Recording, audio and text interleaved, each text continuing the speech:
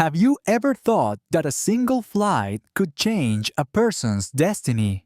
Today, I'm going to tell you a true story about a showdown between an 11-year-old girl, an arrogant businessman, and a flight attendant filled with prejudice.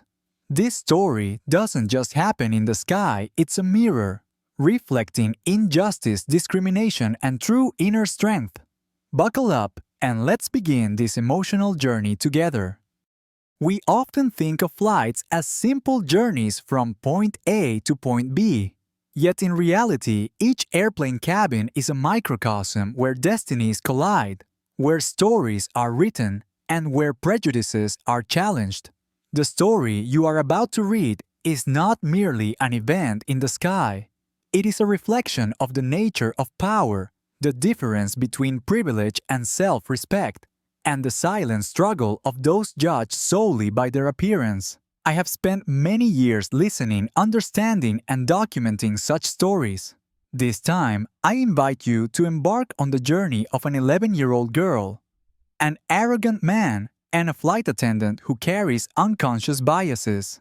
Let's explore the hidden corners of their souls, follow every emotional shift from powerful serenity to ultimate despair, and finally, find the answer to the question, can a single flight change a person's destiny?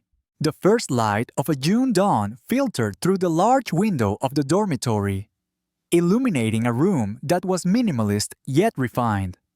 The city of Geneva was still shrouded in a thin mist, but on the oak table, a tablet was already lit.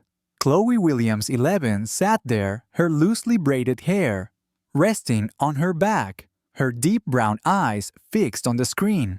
Her FaceTime call had connected. On the other end was a man with a warm smile, but with the weary eyes of someone who owns a global empire. It was her father, Mason Williams. "The dawn in Geneva is beautiful, Daddy," Chloe said, her voice soft, but clear with a slight Swiss English accent. "Is it more beautiful than the dawn in New York, Princess?" Mason replied, his smile widening. Chloe was silent for a moment, contemplating. "It's different, Daddy. New York is vibrant with the breath of big dreams. Geneva is quiet with the peace of knowledge. Both are beautiful in their own way." Mason nodded. He loved the way his daughter saw things without judgment, always finding beauty in differences. All his life, he had fought to break down the barriers and prejudices people placed on him just because of his skin color. Now, he wanted his daughter, a part of the legacy he had built, to also learn to see the world with that same open-mindedness. "Are you ready for your flight home?" he asked. "I am," Chloe answered. "I'll miss school, but I also miss you and our home in Los Angeles so much." For Chloe, every flight was more than just a journey. It was a separation and a reunion. Boarding the plane, she left behind her rigorous academic life lessons in history, economics, and art. Landing, she returned to her family life, charity galas, discreet meetings, and handshakes with the world's most powerful people. For many, flying first class is a luxury. For Chloe, it was simply a means of getting home. She had grown up with abundance, but never felt she was more special than others because of it. Mason had always taught his daughter that wealth was a responsibility, not a shield to hide behind with arrogance. "Remember what I told you, Chloe?" Mason suddenly asked, his voice becoming serious. "Be polite, always stay humble, but never back down in the face of others' prejudices. You must stand tall, not because you are Mason Williams' daughter, but because you have the strength to do so." Chloe nodded. She understood the weight of her father's words. This wasn't the advice of a regular father. It was the message of a man who had spent his entire life fighting against stereotypes. Mason had been denied jobs, looked down upon in negotiations, and had to work 10 times harder than others just to be recognized. He didn't want his daughter to go through the same things, but he knew that prejudice still existed, and sooner or later Chloe would have to face it. The call ended, the screen went dark, and the sunlight shone brighter on the green hills. Chloe folded the tablet and placed it in her small leather bag. Her simple cream-colored dress and delicate but understated jewelry exuded an elegance that required no fanfare. She didn't need flashy things to prove her worth. She knew her value wasn't in the items she carried, but in the intelligence and confidence her father had nurtured in her. When Chloe stepped out of the dormitory, her walk was one of composure and self-possession. She didn't know that in just a few hours, that composure would be tested to its limits. And on a plane, she would have to face a lesson in injustice, a lesson her father had warned her about, but for which no one could ever truly be prepared. The journey from Geneva International Airport to New York's JFK International Airport began. For Chloe, this was just a normal flight like any other. But she was unaware that at the end of the runway, a man named Patrick Harrison was ready to write a new and tragic chapter in his own life. The first-class cabin of the Boeing 787-10 was silently luxurious. The soft golden light from small lamps mixed with the gentle strains of classical music, creating a private space, completely separated from the noise of the outside world. Most passengers were already settled, immersed in their own worlds. One woman was flipping through a fashion magazine, another man was engrossed in his laptop, and a few others simply closed their eyes to relax, enjoying the tranquility before a long journey. Chloe Williams stepped into this space. There was nothing remarkable about her appearance. She wasn't carrying glaringly branded bags, nor did she have any haughty gestures. She was simply a passenger. However, the unusual composure and confidence that radiated from her every step made people turn to look. She moved down the aisle, her eyes scanning the rows of seats, looking for her own seat 2A. And then she saw it. Also in row 2. But in seat B, a middle-aged man was occupying the space. Patrick Harrison, a successful businessman who looked a bit disheveled from the fatigue of his connecting flight. His Brioni suit was wrinkled, his tie was loose, and his salt and pepper hair was a mess. He seemed to have taken up the entire space, with one leg propped up, his fingers typing away on his phone. His entire being exuded a chaotic aura, in complete contrast to the elegant, peaceful atmosphere of the first-class cabin. It was the aura of a man who believed the world was created to serve him, that everything would have to bend to his will. Chloe stopped in the aisle, her eyes on the man occupying her seat. She didn't show surprise or annoyance. She was used to life's surprises and knew how to handle them calmly. "Excuse me, sir," Chloe said, her voice soft but clear, loud enough for the busy man to hear. "I believe you are in my seat." Patrick Harrison didn't look up. He continued typing a message, merely waving his hand dismissively. The gesture was full of contempt, as if the little girl was just a minor inconvenience, not worth bothering with. "Hey, little girl," he mumbled, his voice full of condescension. "You must be mistaken. This is my seat. Economy is in the back." Chloe's eyes didn't change. She wasn't discouraged. She took out her boarding pass, gently holding it out to him. The card clearly showed her name, Chloe Williams, and seat number 2A. Everything was clear. Any normal man would have seen it, realized his mistake, and immediately apologized.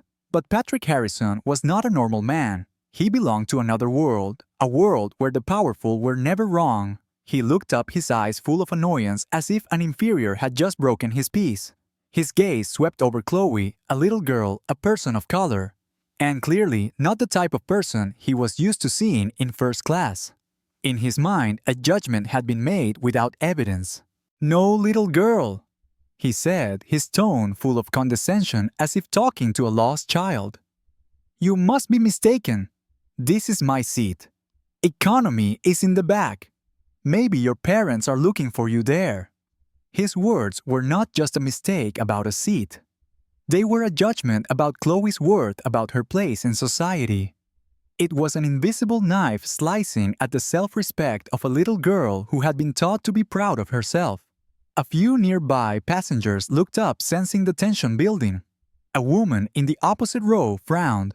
Another man had taken out his phone, intuiting that something unpleasant was about to happen and that it might be worth recording.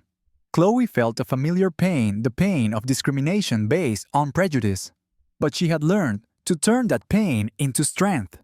Her father had taught her that composure was the ultimate weapon, not anger.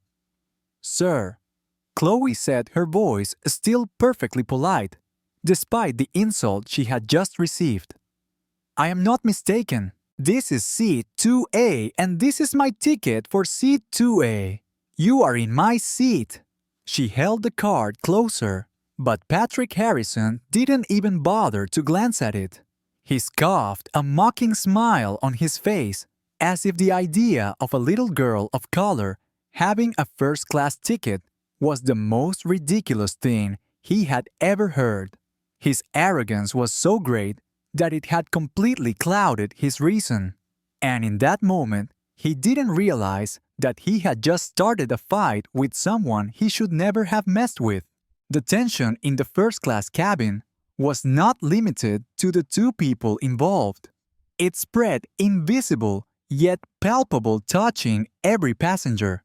A few people began to whisper, but most remained indifferent, as if this were a familiar script they didn't want to interfere with. Just then, a flight attendant appeared. Her name was Susan, a woman in her 40s.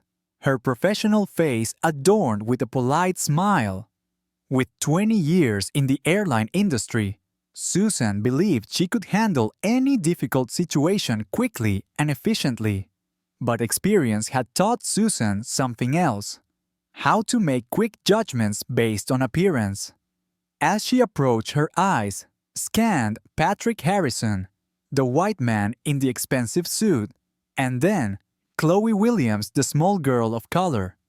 Immediately, an unconscious conclusion was formed in her mind.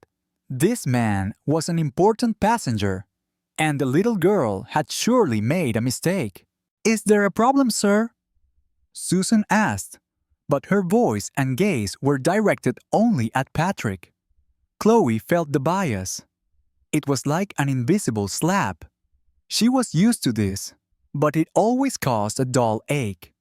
Her father had taught her that unconscious biases are often more dangerous than overt hatred because they are masked by a veneer of politeness and professionalism. Susan turned to Chloe, her tone changing instantly, becoming condescending and somewhat falsely patient as one would when speaking to a difficult child. "Little one, can I see your boarding pass?" The request was not unreasonable, but the fact that she only asked Chloe while the man occupying her seat was not questioned at all clearly revealed where Susan's trust was placed. Chloe quietly handed her the pass. Susan took it, scrutinizing it unnecessarily, as if she were trying to find evidence of fraud. Even though the pass was clear valid and had Chloe Williams' name and seat number 2A on it, Susan still hesitated. "This pass does say seat 2A, Susan reluctantly admitted, but it seems there's a mix-up here. She turned to Patrick, her tone becoming much more pleasant. "Sir, may I see your boarding pass?" Patrick Harrison looked up, his eyes full of annoyance. "You don't need to see anything," he said definitively. "I've been flying first class for years. This little girl is clearly in the wrong cabin." Patrick's blatant refusal should have been a red flag, but Susan was more afraid of confronting an aggressive guest than of upholding fairness. "Oh," Susan said, her voice weak. "Perhaps we can find another seat for the little girl in first class. I'm sure we can arrange for everyone to be comfortable." The suggestion was absurd. Chloe had paid for a specific seat, had proof of her right to it, but was being asked to compromise simply because a prejudiced stranger had decided she didn't belong. This was the exact kind of discrimination her father had spent his life fighting against. Before Chloe could react, Patrick escalated the situation with words that revealed the full extent of his hatred. "She should go find her seat in economy," he said with a sneer. "Maybe near the restroom where she belongs. I'm sure her parents are worried about their lost little girl." Those words echoed through the cabin like a bomb. A few passengers held their breath. A woman in the front row covered her mouth in shock. The man filming on his phone zoomed in, knowing he was capturing a moment of blatant racism. Susan, facing a rapidly deteriorating situation, made the wrong choice. Instead of firmly defending Chloe, she turned to the little girl with a warning. "Miss Williams," Susan said, her face full of annoyance, "I need you to calm down and work this out. Otherwise, I'll have to ask you to leave the plane for causing a disturbance." The threat was deeply unjust. The little girl of color who had been insulted and denied her rightful seat was being threatened with removal. Meanwhile, the white man who had created all the problems faced no consequences. A few passengers recognized this bias. The woman sitting across from them stood up and said loudly, "Are you serious? She's the one causing a disturbance. He won't show his ticket and keeps making racist comments." But Susan had made her decision. She had chosen to side with the white man against the little girl of color, aiding the very type of discrimination the airline industry had faced for decades. Chloe looked around the cabin at the faces witnessing the event. A few were supportive, some were uncomfortable, and a few seemed to agree with Patrick. But they were all about to learn a lesson. "Ma'am," Chloe said to Susan, her voice deadly calm, "I think you should be very careful with how you handle this. Very careful." There was something in Chloe's voice, a quiet certainty that suggested the consequences could extend far beyond anything Susan or Patrick could imagine. But they were too stuck in their prejudices to recognize the warning. They had no idea they were discriminating against a person with enough power to ruin their careers and expose their bias to the world. The air in the first-class cabin stood still.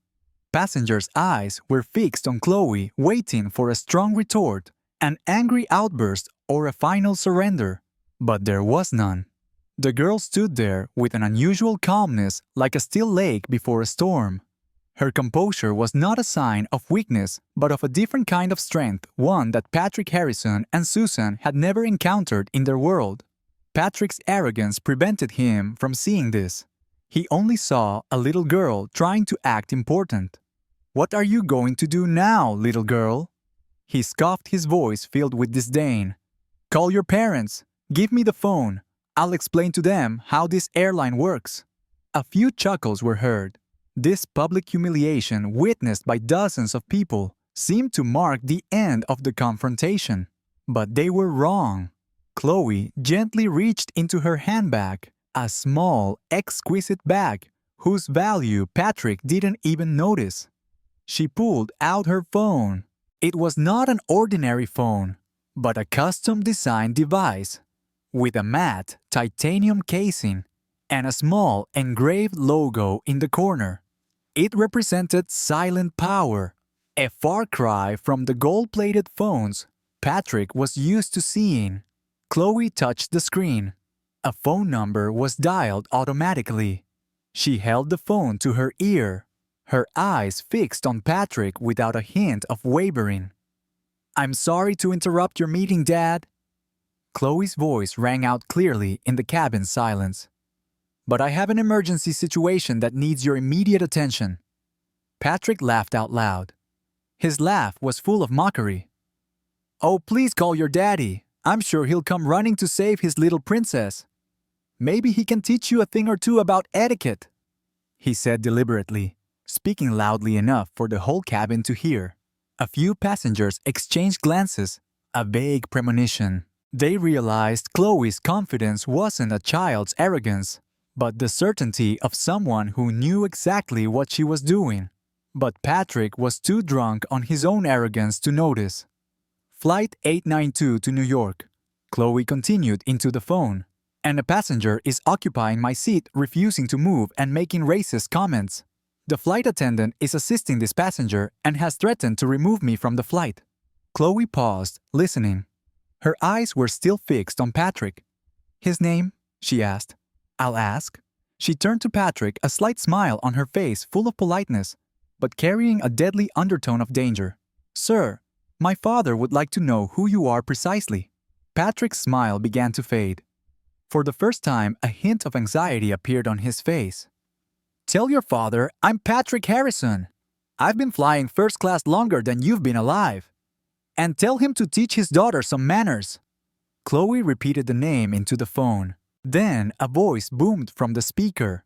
A voice full of power and bone-chilling coldness. Although the volume wasn't loud, it carried the weight of an empire, startling everyone in the first-class cabin.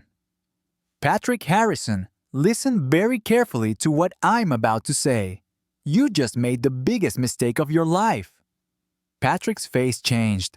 The initial anxiety turned into pure panic. He recognized that voice. It wasn't the voice of an angry father, but of a man with genuine power. My daughter is Chloe Williams. The voice from the phone continued. And I am Mason Williams, CEO of Williams Global Enterprises. Perhaps you've heard of a few of my companies: Williams Airlines, Williams Resorts, Williams Tech, and 40 other companies employing over 200,000 people globally. The name hit him like a lightning bolt. Mason Williams, one of the world's most famous billionaires.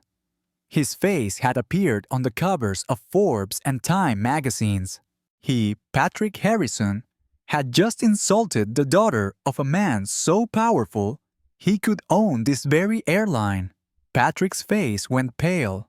His mocking smile was gone, replaced by utter horror. He looked around, searching for an escape and excuse, anything that could save the situation. But there was nothing. He had been cornered not just by a little girl, but by his own racism. And with every passing second, the phones of other passengers were still recording the scene, preparing for his global downfall. Mason Williams' voice echoed through the cabin, not as an angry shout, but as a cold, definitive verdict. Mr. Patrick Harrison! His voice continued, full of the weight of power. You have insulted my daughter, discriminated against her based on her race, and created a hostile environment. And you have done all of that in front of dozens of witnesses who are recording and filming. Patrick could only stammer. Mr. Williams, I didn't know. Just what? Mason cut him off, his voice sharp as a blade. Just being a racist. Just assuming that a little girl of color doesn't belong in first class. Just revealing your true nature. The panic on Patrick's face was genuine, a stark contrast to his initial arrogance. He looked around desperately, hoping someone would stand up for him. But all the faces he saw were filled with contempt, anger, or satisfaction at the justice about to be served. They all realized they had witnessed a man dig his own grave with his blind prejudice. Susan, the flight attendant, tried to salvage the situation. Mr. Williams, I apologize for any misunderstanding. I'm sure we can resolve this quietly. A cold laugh came from the phone. Misunderstanding. My daughter provided clear evidence. Mr. Harrison refused to show his ticket. She maintained her composure while he spewed insults. And you threatened to remove my daughter from the plane while defending the troublemaker. That's not a misunderstanding, Miss Patterson. That is public bias. Susan had no words in response.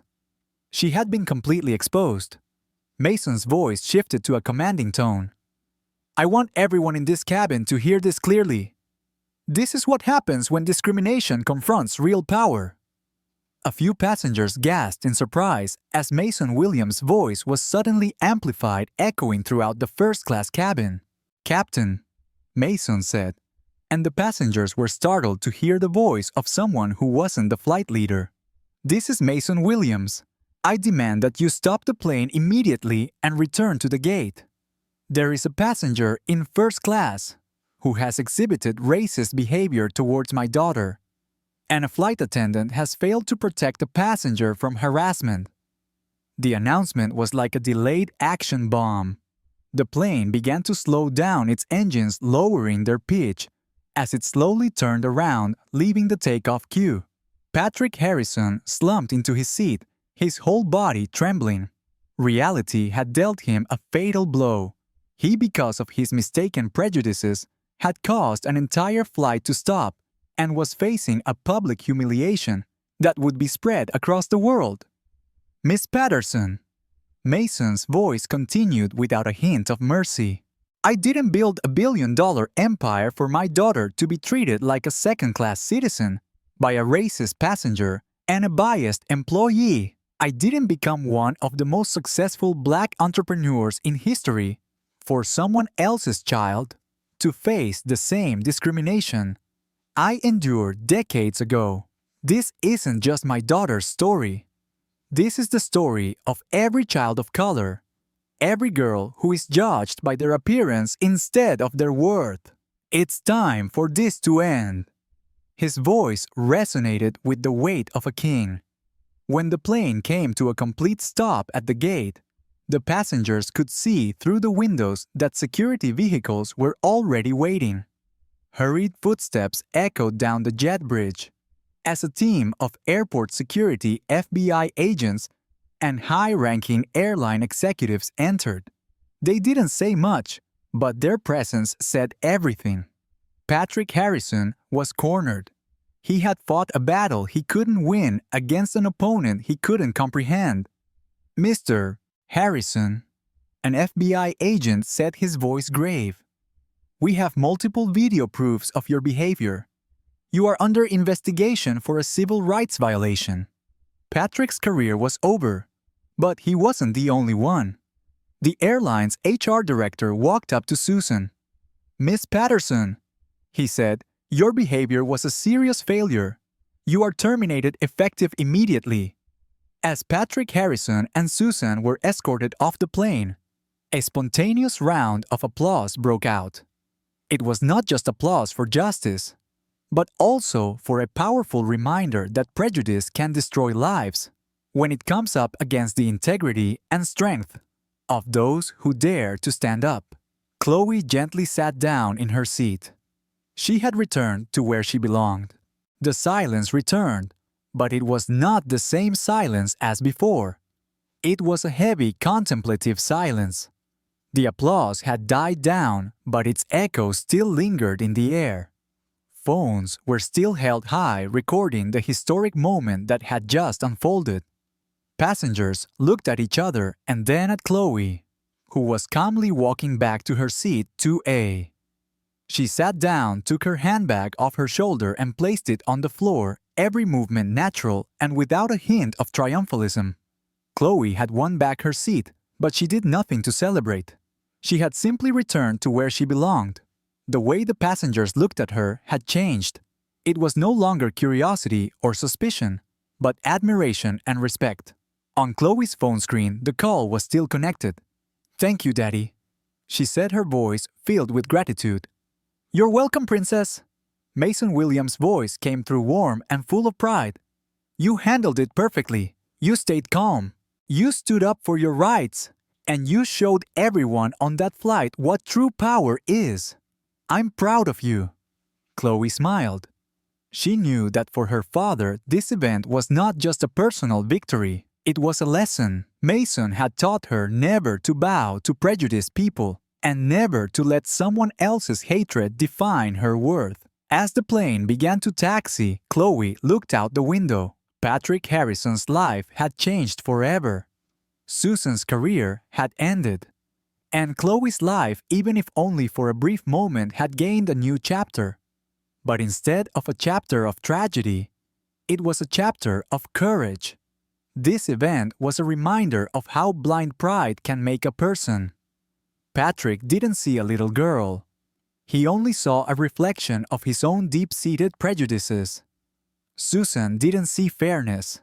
She only saw the convenience and safety of following her biases. Both of them had underestimated an 11-year-old girl, and both had paid a very steep price. When the plane finally took off, soaring into the sky, Chloe leaned back in her seat and closed her eyes. She knew this story would spread quickly. Videos of Patrick Harrison being escorted away would become a topic of discussion across all media platforms. But she didn't care about the fame.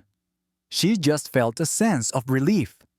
Her father had taught her that true power isn't about using money to buy service, but about using intelligence and conviction to create change.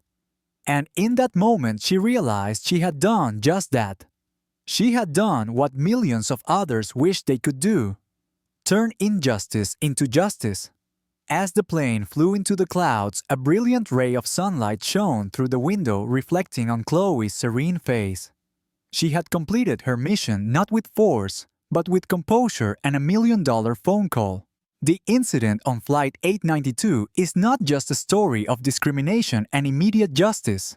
It is a mirror, a profound reminder that prejudice still exists, lurking in the corners of society, waiting for an opportunity to reveal itself. The confrontation between Chloe Williams and Patrick Harrison was not a coincidence, but an inevitable clash between two worlds, one of blind complacency and privilege, and another of humility and power built from hard work. The legacy this story leaves is not in the money Mason Williams has earned, nor is it in the downfall of Patrick Harrison or Susan. The legacy lies in Chloe herself. She has taught us a valuable lesson: that silence is not always golden. There are times when we must speak up not for revenge, but to assert our self-worth and protect our dignity. True power is not in the seat we occupy, but in the courage to stand up when faced with injustice. Videos of this event have spread across the world, becoming undeniable proof. We can easily criticize Patrick for his blatant racism and Susan for her blind bias. But this story also invites us to look deeper into ourselves. Have we ever judged someone based on their appearance? Have we ever stayed silent when witnessing an injustice? The legacy of Flight 892 is a challenge for each of us. It is a call to action. Only when each of us learns to see the value of others, not through their skin color, age, or social status, but through their very character, will flights like this cease to happen. That is when we will truly build a world where respect is not an option but a mandatory condition.